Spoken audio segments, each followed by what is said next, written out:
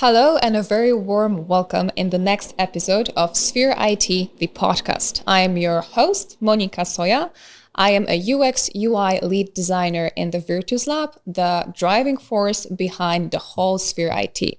Today in our studio, we have two very inspiring businesswomen, Aga and Paulina, who run a very successful design platform, a learning platform that's called the Design Practice.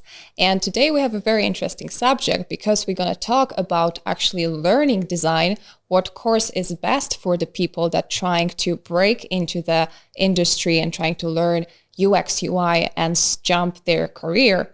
And we're also trying to figure out what's the secret ingredient of running a successful design business. So we have Agnieszka in our studio today, and Paulina, welcome. Hi. Hello. Hi, it's such a pleasure to have you in the studio today. We very much appreciate having you here. Tell us, how was your trip? Oh, it was very, very nice. We came here by train and it was a very pleasant trip. Thank you. Do you enjoy Krakow so far? Yes, always. Actually, my sister lives here, so I tend to come here like several times a year. So nice to be here again. Oh, that's great. I also have a friend here and we were planning tomorrow a bike trip. So You're into the bike trips? No, the day after tomorrow. Yeah. After conference. Yeah, I've heard that you like cycling, so it's both of you. Yes. Yeah, definitely. A lot. Yeah, I took my bike. So yeah, it was traveling with us on train. So Oh, wow. Okay, great. Well, I hope you have a good weather then. yeah, fingers crossed. So let's start by introducing you properly.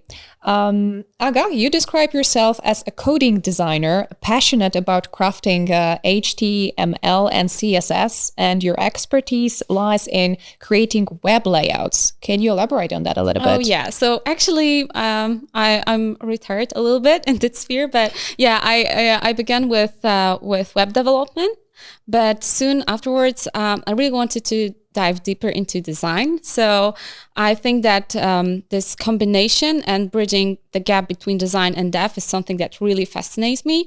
And this is what I try to show to other people in my courses on Skillshare, in my conference talks, which I used to do like a couple of years ago. Yeah. All right. So you actually started as a coder. You were a developer, and then you transitioned. I'm a self-taught a coder and designer. Yeah, my background is a little bit different. It's biomedical engineering. So yeah, but I think that that web design and web development was my true passion and calling. Now I'm more into creating design practice and being the businesswoman behind that. But it's something that I miss a little bit right now, that I would like to, design more, but Come back to the origins. Yeah, here. Yeah. I see.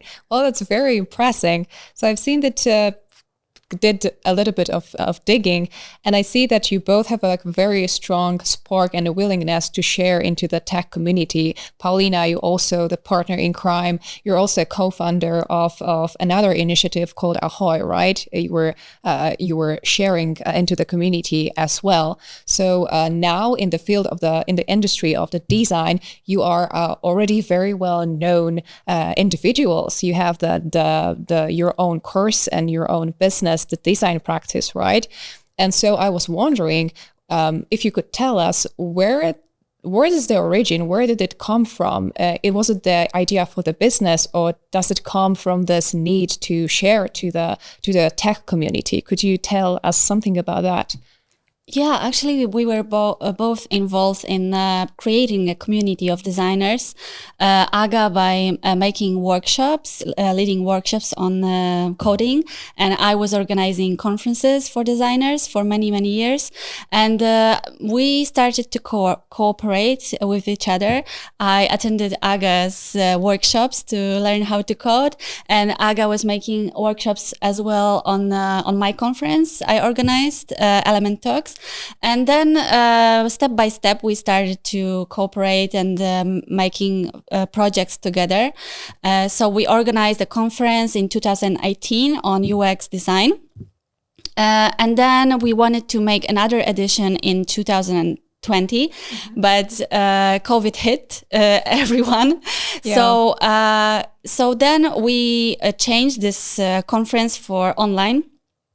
And it turned out we really like it. We really like the online form. So we organized four more conferences. Yeah, four. Online conferences. And then we could know more each other and, cooperate more closely.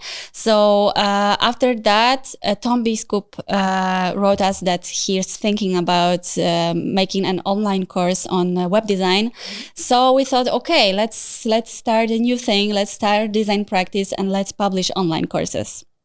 Yeah. So we first met, I think it was 2016 or 15, something like that. So it proves that, it's almost 10 years, right? So, and we started with small things. So I think it's worth mentioning that like we didn't think about having a big business. It was just like very natural and authentic passion for creating small things for the community. And yeah, it started in like with workshops, with like talking with each other, and then the conference, something bigger, 4 more conferences, online conferences, something totally new, and then big bang. So the course Digital Designer together with Tom Biskup. So yeah, this was the whole journey together. Yeah, so actually we cooperated for a few years before we decided to open a company together. So really we had time to know each other, to really be sure that, okay, this is the person I want to open the company with. And it's like having a marriage, right? Yeah, it's like exactly. a very difficult decision. So we needed to get to know well and find out whether we're like a good match. Yeah, and it was very natural process, so it was very smooth. So it's all well thought decision, and it's actually fascinating and a bit funny, the coincidence that you met each other by participating in each other's conferences and courses, and you're learning from each other, right? Yeah. All right, then I did a bit of research, and I know that your course is actually very well received, and it's recommended amongst the students. It's we did a little bit of work with young people that are trying to start their careers in design, or people that are trying to transition or have a career switch. And what I wanted to talk about with you is a bit sensitive subject, but I believe it's very, very important nowadays because we had pandemic, right? And we had a huge switch and shift on the job market when a lot of people are trying to transition to tech industry and find a job in the tech industry. And obviously there's a lot of interest in a no coding job because it seems like it's easier, right?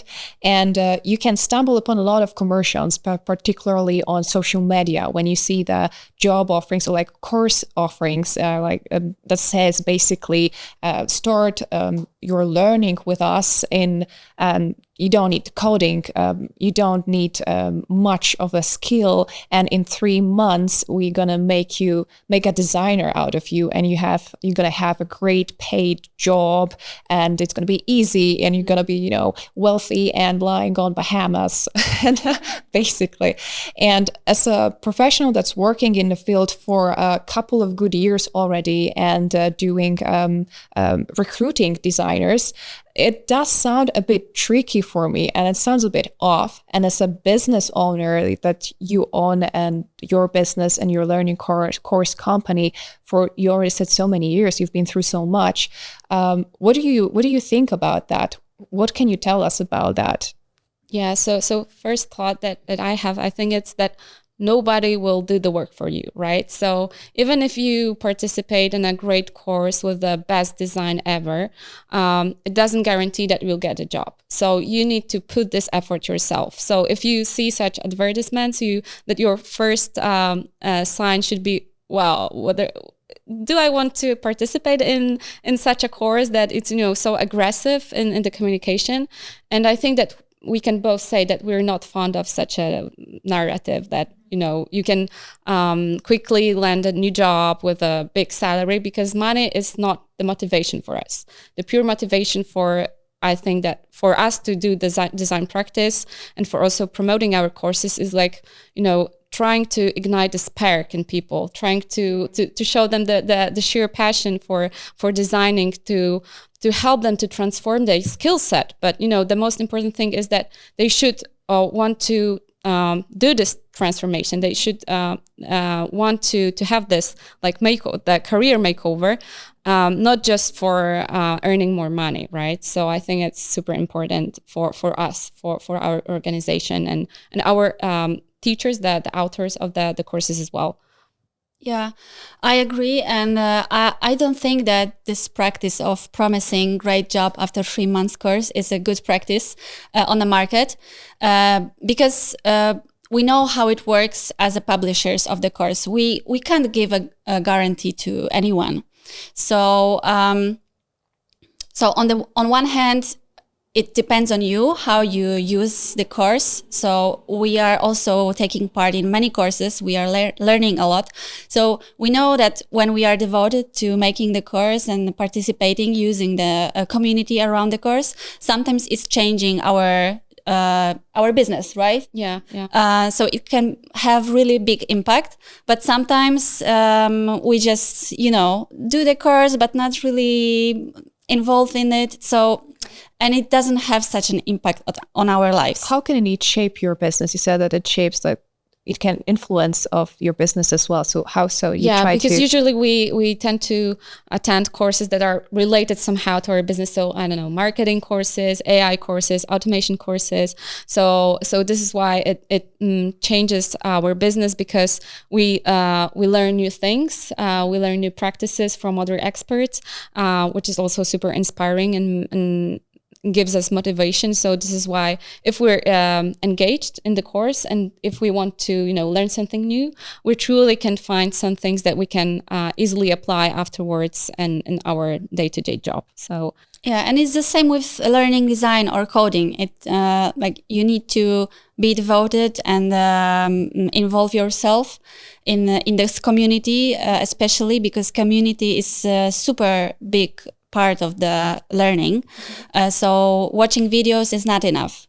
But you can use the opportunities coming from the community and change your job, change your way of thinking, change your skill set. Yeah, I see. So if you'd say, how can we, if you could advise all people that's going to listen to us and making the transition or trying to make the transition, how to approach this wisely, how to actually, because that's one of the most frequent question I was asked, like what should I do? Which course should I choose? What should I look at if they offer me, I don't know, the table of content with the course, and I have this and this, which one? Because I don't know, this first time I'm looking at this and I don't know what's good, what's bad, what's wrong. So which of these courses or subjects it's going to help me find a better job? Could you give us a tip of how to approach this and what to choose? I think it's always good to find testimonials of other alumni from the course and maybe even write them on LinkedIn, check on some details. This is the best thing to do if you're not sure, if you have two courses and you can't choose between them. Because these people, they know exactly what's inside and what influence had the course on their lives. And on some Facebook groups, maybe you can find people, other places like this. Yeah, and you can also, try to somehow compare this 2 or more courses and think like, what is your favorite way of learning, right? Because Paulina mentioned that watching video is not enough. So for us, it's the whole process. So you have the access to the community, to other people, to you can find your sparring partner and share the frustrations, but also the aha moments and all the enthusiasm that you stumble upon during doing the course. But also what is important is have the access to the mentor. In our case, so the author of the course, that the teacher has the Q&A sessions with the students. It's like a big, really big Q&A because there are all students are there, but you can ask the questions before, so you have the guarantee that will be answered. For us, this is important, right? To be in touch with the author, to have a possibility to connect with other people, maybe work on some projects together. And if you like it, I think that you should go for it. But I know that some people they prefer more individual style of learning, just only watching videos, taking some notes and being like alone in this process. And it's fine as well. Some people need to go out, right? Not to watch online classes, but to go to the university. So I think that this should be the first step, that you should actually ask yourself, what is my favorite and most effective way of learning new things, and how I want to go through this process. Yeah, and I think it's also good to not to hesitate to write or call the publisher or author of the course. I'm the person who answers the phone calls from Hotline. Hotline. I'm a hotline. So I see that people, even if they have questions, that the answers they can find on the website. I'm for them to answer their questions. Maybe they have some, more specific questions about their way of learning, and I can tell them specifically if this course is for them or not. And sometimes it's not. So it's super natural, and it's good to, just to ask. So just encouraging people to just reach out directly to the organizers and just ask as many questions as possible to find out whether that's for them or not. Okay, great. That's a lot of really, really good advice. Thank you so much. I think that we're all going to appreciate it. People are going to appreciate it. But I want to switch a note a little bit and ask you about your business, because that's what's intriguing me as well. There's a lot of startups now, and as we know, anybody who's learning or reading about business a bit knows that at least 90% of startups, they just fail. they don't work, and yours do, and it's looking like it's being great, it's working well. So can you also shed a bit of light on your secret? What's the secret behind the success? How did you make it? How do you do it that it works so well so far? Yeah, so actually our business is 2 years old. Design Practice is 2 years old, and we have around 6,000 clients so far, but we didn't start 2 years ago. So this is, I think, really important, because we are on this, let's say, educational market. For 10 years, I was starting with making conferences. Aga was organizing workshops and teaching on Skillshare on Instagram and newsletters. So we created community around our products, around our initiatives. And, initiatives changed with time, but the community stayed. So this is what is really important, to have people around you who are interested in your projects. Okay. So what you're saying is that it's not like you establish a business and it pops out of the ground and it's suddenly successful. There's actually years behind it. Yeah. Tough work. Yeah. All right. And what's important is that, it's not about doing cold calculation and maths. It was our true passion. And it is still. So this is why we're doing it. So we started with just very naive thing, right? We wanted to share our passion for design, for tech, and we want to show people that if they would like to join us, they're welcome. They can do it for free, because we started organizing things that were totally not for money, and we also didn't earn any penny. So I think it's very important to stay true in what you believe and in all the values throughout all these years. And I think that we can say that it's still happening, that we have this big enthusiasm for gathering people around initiatives, around gaining new skills, transforming their careers. And every email, every message we got from our alumni and members from our community that they changed some things after our course, it's just the biggest gift we could ever get. It's the appreciation, always, how it works. It's amazing. So yeah, and now, I can say, build a community. I'm so smart and I know how to do it. But actually, it was an accident, because everything we were doing in the past, it came just out of our hearts. And it was just a passion, like Aga said, and the community gathered around naturally. So if you find something you like to share and you like to organize some initiatives or doing something around what you like, then people will appreciate it if it comes from your heart. Great. So it's actually Maybe a little cliche, but Yeah. true.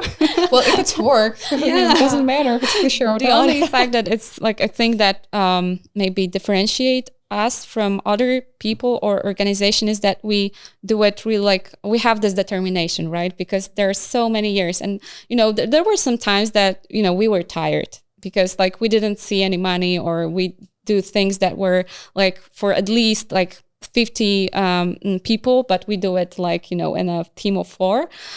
So it is more overwhelming, but we were trying like to go step by step. We know it's hard, but we're gonna make it. And through all these years, I think that we truly believed in this in this idea of sharing knowledge and gathering community around one idea. So like gaining new skills and being good at design and tech. That sounds great. Sounds like you have a mission and a vision and you just go for it. And that's what's behind all the success, the whole determination and you making your own dreams come true. So that's very inspiring. Thank you so much. I do have a last question, one bigger one for you. I was wondering, what are your thoughts on the increased number of women in the tech nowadays? We do have this movement. I think it's pretty noticeable and visible that there are more and more women in the tech industry, in IT. And that's my observation. I was wondering whether you share this observation, and if so, what are your thoughts on that? Yeah, that's true. I can agree. And we were lucky to, to have so many inspiring women around us because, we also record a podcast. We have some other initiatives, and we meet so many women that are strong, ambitious. They want to fight for their dreams. And what I think it's very important that more and more women want to, be seen and want to take part in, for instance, in conferences, to be not only participants but also speakers. So we're happy that yeah exactly, and we're very lucky to be today in this trio of women, female trio. So I think it's a great for everyone because the whole the industry is more diverse. We tend to talk about topics that we maybe sometimes even that we didn't notice before. So I think it really makes good things. Yeah, and it's really like I feel the big support of other women, which is super great. Like during these 10 years, I noticed that women really developed in the IT and design community and this industry, and we can say that we really feel the support of other women, even if they're more experienced or less experienced. It's really nice movement, I could say, and it's super nice to observe it. Yeah, it's like a sisterhood a little bit. Yeah, but of course we can learn a lot from men, from like being brave and talking straight, but also I think that men can learn a lot from us, that we can talk about vulnerability. So the whole Brené Brown's movement about talking about things that you're not good at, but you want to speak out loud. And I think that's it's changing, and I think it's great that and I would like to see more and more women at C-level. This is something that it's still a little bit, it's a little bit, it requires maybe bigger transformation, but, we're on the way. We're on a way. We're on a way. Yeah, I like it. I like your thoughts. I can agree with them. I think we have a lot of things to exchange between like men and women in business. And yes, we can get to learn how to be more confident, and we can give a bit of empathy and empathetic approach to things as well back to this industry. So thanks very much. To wrap it up, I have very quick questions, a little bit less concerning the business part of it. I just wanted to ask you what you're reading now. What are your favorite, maybe not favorite, but what are your books that you're on your mind now on your desk? So if you can recommend us something. Yeah. Do you want to start? Yeah, okay. So recently I read the book is super popular in Poland. It's a book about peasants, women peasants, Okay. chłopki. Oh, all right. Yeah, and it was really interesting. I love this book. I've read this book by the same author about servants in like around 100 years ago, so before the Second World War. And now this book about peasants is, I feel that really I'm connected to the people in this book, because both my grandparents, they were from the village and they were peasants. So it was super nice, to see the lives of these people, to get to know how they lived and how much changed. It's incredible. So yeah, it was super thick book, but really interesting. I really recommend it. Great. Thank you. Aga? Yeah, so I recently read a book by a glucose goddess. I don't know the title in English, but it's about the sugar in our diet, the glucose, and I think it's super interesting, and everyone should read it, because I didn't realize that I do so many harmful things for my body while eating. So I think that the biggest the most crucial tip from this book is to eat carbohydrates after everything else. So Like the last one? Yeah, as the last one. And try to avoid them in your diet. So if you need to eat something sweet, it's better to drink glass of water with vinegar, with one Really? 1 tablespoon of vinegar. So yeah, it's super interesting, because she's not a she's not a professional in medicine, but I think that she has like background in biology or something like that. And I've heard that she's super popular on Instagram. I haven't followed her yet, but yeah, this is something that I will definitely do, because I would like to, take care of my diet and my health. I see that it has a really big impact on the way I work. I feel, when cycling. So yeah, totally recommend. Yeah, it's a great recommendation. We have one book on the heritage and one book on healthy diet or healthy well-being. So I think it's a great books. Both of them are great recommendations. And one last thing is that I would like you to give us some tip or some advice, like a quick advice to enhance the workplace, the work life, or like everyday life, if you have something that you use daily, or your piece of wisdom you can give us and our listeners that we can incorporate in our work life. For me, it would be, it's very simple, but I think it helps. We use Toggle. So this is the tool that you measure the time at work. You track your time at work. So once I switch it on, I think that it's just like, a button in my head that I'm becoming more focused, because I know that, okay, time is running, and you're obliged to do this task, not, scrolling Instagram or whatever else. So I think that it really changed the way I work and the way I, okay, so when I finish the task, I switch it off and I go to the kitchen, take a glass of water, have like 5 minutes for myself. I think that it's changed the way of wasting time at work. Yeah, I'm more concentrated, definitely.